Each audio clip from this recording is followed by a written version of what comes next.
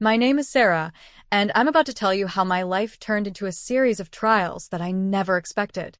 I'm in my early 30s now, and when I look back, it feels like I've lived several lifetimes in just a few years. Everything seemed fine when Daniel, my husband, and I were living in Austin, Texas. We had a cozy little home and our 3-year-old son, Jack, who brought so much joy into our lives. Daniel was a financial analyst, and his job often required him to travel. I was used to managing things on my own when he was away, but I never imagined how much more complicated life would become. The first big change came when Daniel's mother, Margaret, moved in with us. Margaret was 65 and had just lost her husband, Daniel's father. Her health wasn't great either. She had arthritis and struggled to live alone. When we offered to have her move in with us, it seemed like the right thing to do. I knew it would be a bit challenging, but I thought we could handle it. At first, things seemed to work out. Margaret was somewhat helpful, and we tried to make her feel at home. But it wasn't long before the situation started to deteriorate. Margaret's behavior changed drastically. What began as small annoyances soon became unbearable. She started leaving dirty dishes in the sink, claiming she'd clean them up later. But later never came. I'd remind her, and she'd apologize, but it was always the same cycle. The mess piled up, and I was left to deal with it. Margaret also began to play mind games. She'd offer to run errands or help with tasks and then conveniently forget or decide she didn't feel like it. It was frustrating, especially when Daniel was out of town. I felt like I was constantly cleaning up after her and trying to manage the household without any help. Every time Daniel was away, Margaret seemed to get worse. It was almost as if she was deliberately making things harder for me. One evening, everything came to a head. A storm was brewing, and the sky was darkening with heavy clouds. I was busy getting Jack ready for bed when Margaret came into the kitchen, where I was trying to tidy up. She started making complaints about the way I'd arranged things, and I tried to keep calm, telling her that I was just finishing up. But Margaret was insistent and rude, and I could feel my patience wearing thin. As the storm raged outside, I tried to ignore Margaret's complaints. But then, things took a turn. Margaret, in a fit of frustration, locked the door and refused to let us back inside. Jack and I were left outside, drenched by the rain. I knocked on the door, pleading with her to let us in, but she just ignored us. It was terrifying, standing there with my little boy, knowing that we had no place to go. Eventually, a neighbor saw us and offered to help. We went to a nearby park, seeking shelter until the storm subsided. I was frantic, holding Jack close, trying to stay calm. When the rain finally let up, the police arrived, having been called by the concerned neighbor. They took us to the local station, where I met with Uncle John, Daniel's uncle. He had been contacted by Daniel, who was worried about the situation with Margaret. Uncle John was a retired lawyer, someone I'd always admired for his wisdom and kindness. He listened patiently as I explained what had happened. He told me that Daniel had been concerned about Margaret's behavior, and that's why he reached out for help. Hearing that Daniel had noticed the problems was a small comfort, but it didn't change the fact that we were in a mess. At the station, Margaret was defensive and dismissive. When Uncle John suggested that I seek legal advice, I felt overwhelmed. I didn't know what to do next. I didn't want to cause trouble or make things worse, but it was clear that something had to change. I was exhausted and heartbroken, not just from the night's events but from the months of escalating tension. The thought of having to deal with this situation alone while Daniel was away was almost too much to bear. This night was just the beginning of what would become a long and difficult journey. The storm outside was nothing compared to the storm brewing within our family, and I had no idea what the future held. But one thing was clear: I had to find a way to navigate this chaos and protect my family, even if it meant making hard choices and seeking help I never thought I'd need. After that stormy night, things didn't get any easier. The days that followed were a blur of stress and uncertainty. Uncle John, who had been so kind to help us, gave me a piece of advice I wasn't sure I wanted to hear. I needed to consider legal action to address Margaret's behavior. I felt torn. On one hand, I knew things couldn't continue as they were. On the other hand, taking legal steps against Daniel's mother felt like a betrayal. Back in Austin, The atmosphere in the house was tense. Margaret's attitude remained as difficult as ever. She acted as though nothing had happened, but her passive-aggressive behavior was undeniable. The dirty dishes piled up, and every day seemed to bring new issues. Sometimes it felt like I was living with a ticking time bomb. Her mood swings were unpredictable, and I was constantly on edge, trying to manage everything and keep Jack shielded from the growing conflict. Daniel, who was stationed in New York at the time, called regularly to check in. I would fill him in on the daily struggles, but his calls always seemed to end in frustration. He wanted to fix things but was stuck in a different city, unable to do much beyond offer moral support. I could tell he was feeling the strain, and it was clear that his job was creating a chasm between us. One evening, while Daniel was still away, Margaret pushed me to the brink. She made a mess in the kitchen, and then sat in the living room, watching TV loudly, completely indifferent to the noise. I had Jack trying to sleep in the next room, and the noise made it impossible for him to settle down. I asked Margaret to lower the volume, and she responded with a curt, "I'm watching my program." It was clear she wasn't going to cooperate. I tried to stay calm and waited until Jack was asleep before confronting her. I told Margaret that her behavior was making things very difficult for me and asked if she could be a bit more considerate. Instead of acknowledging my concerns, she became defensive and accused me of being ungrateful. It was as though she was intentionally trying to create conflict. That's when I realized that Margaret wasn't just difficult. She was deliberately antagonistic. The realization hit me hard. I had been hoping that things would improve, but they seemed to be getting worse. I decided it was time to take Uncle John's advice seriously. I began looking into legal options, consulting with a lawyer to understand what could be done. The lawyer explained that we could seek a restraining order or consider placing Margaret in a care facility if her behavior became untenable. The idea of a care facility seemed extreme, but the more I thought about it, the more it became apparent that we needed to explore all possible solutions. Meanwhile, I kept in touch with Daniel, trying to keep him informed without overloading him. I knew he was under a lot of pressure at work, and I didn't want to add to his stress. Still, I could see how deeply he cared about what was happening at home. One night, he broke down during a call, admitting that he felt helpless.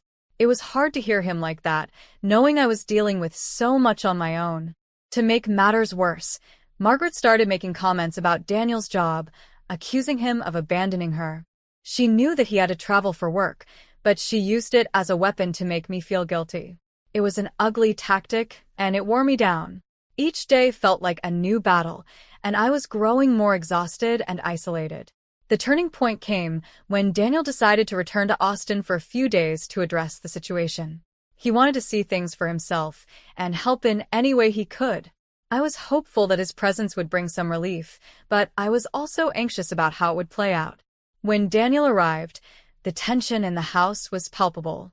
I showed him the mounting problems with Margaret, from the unwashed dishes to the passive-aggressive comments. Daniel listened, but Margaret was in denial. She insisted that she was being treated unfairly and that I was exaggerating the issues. To provide Daniel with a clearer picture, I decided to record one of Margaret's outbursts. I knew it was a risky move, but I needed evidence of the verbal abuse that had become a regular occurrence. I hoped that hearing it for himself would help Daniel understand the gravity of the situation. The night before Daniel was set to leave, we had another intense argument. Margaret was in rare form, her words sharp and unrelenting. I captured it all on my phone. The recording was painful to listen to, but it was necessary to show Daniel the truth. The next morning, Daniel listened to the recording. His face was a mix of shock and sorrow as he heard Margaret's harsh words. It was clear that he was struggling to come to terms with the reality of the situation.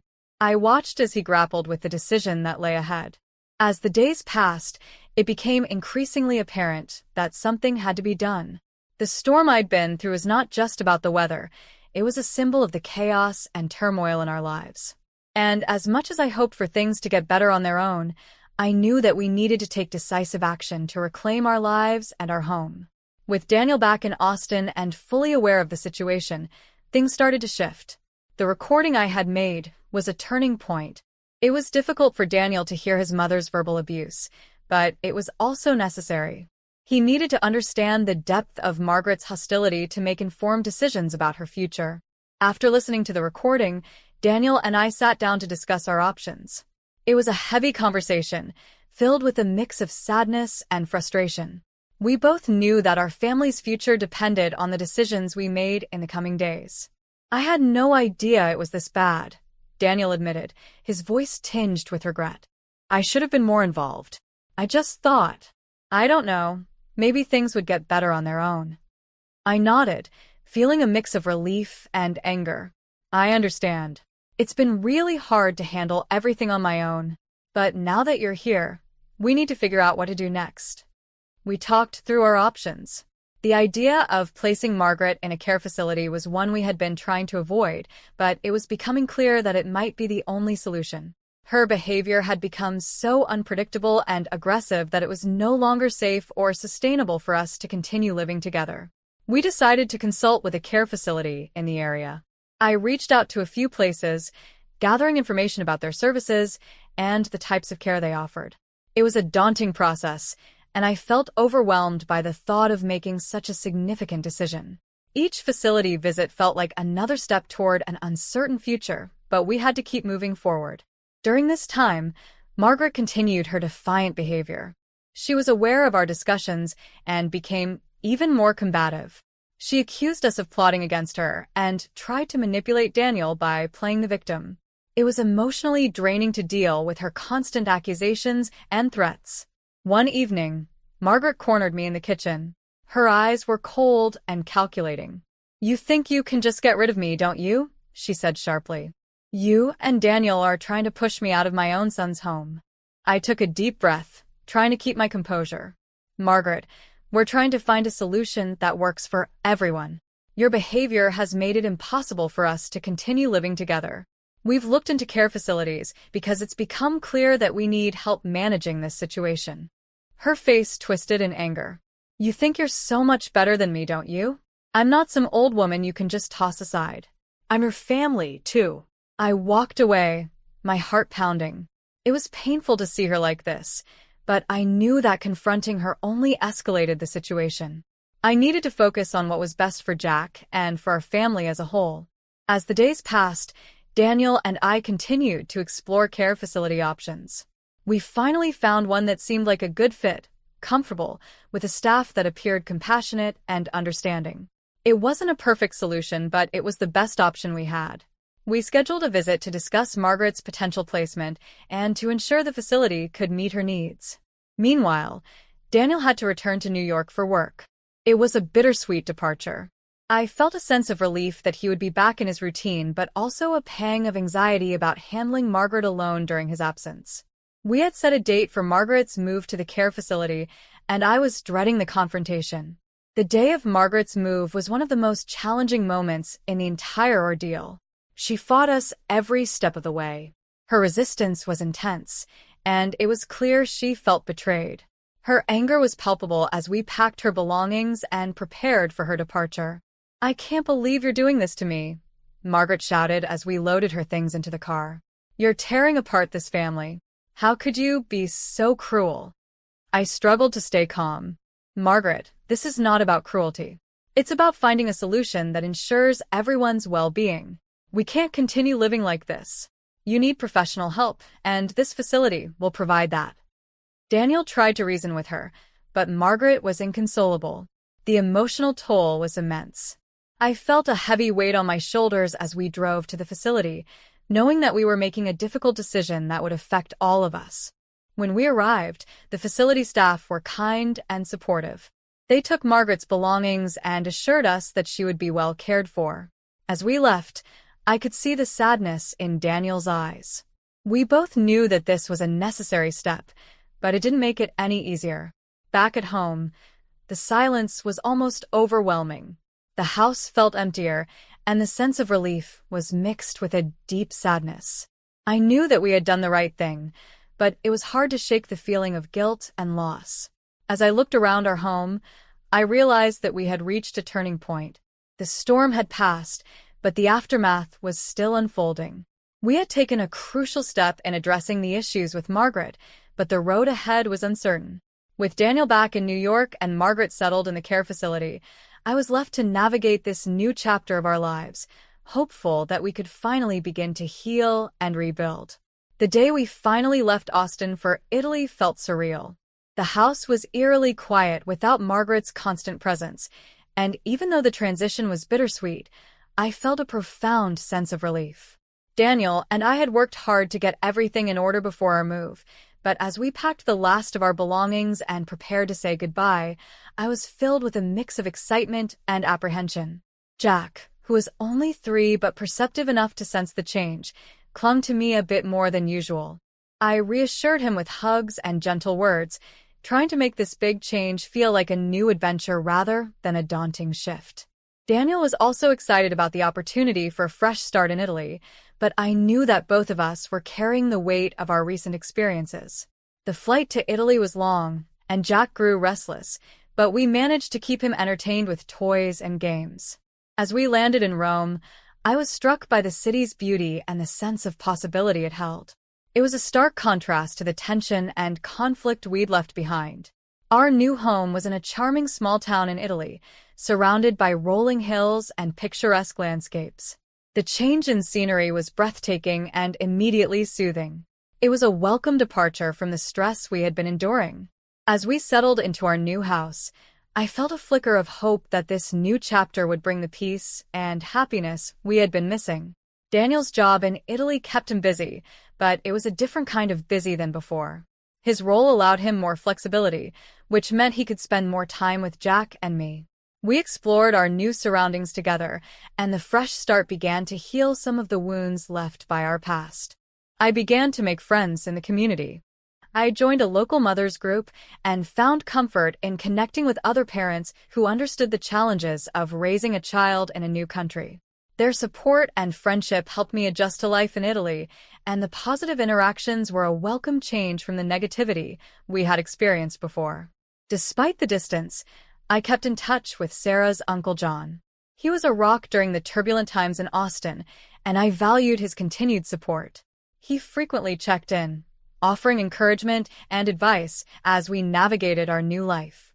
As time went on, I noticed that Jack was flourishing in this new environment. The stress of our past seemed to fade as he adapted to his new surroundings with a joyful spirit. The open spaces, the Italian language classes, and the playgrounds became a part of his daily life, and it was heartwarming to see him so happy. The decision to place Margaret in a care facility was one that I still reflected on often. I hoped that the facility was providing her with the care and support she needed. I tried to put aside my feelings of guilt and focus on the fact that we had made the choice out of necessity, not out of malice.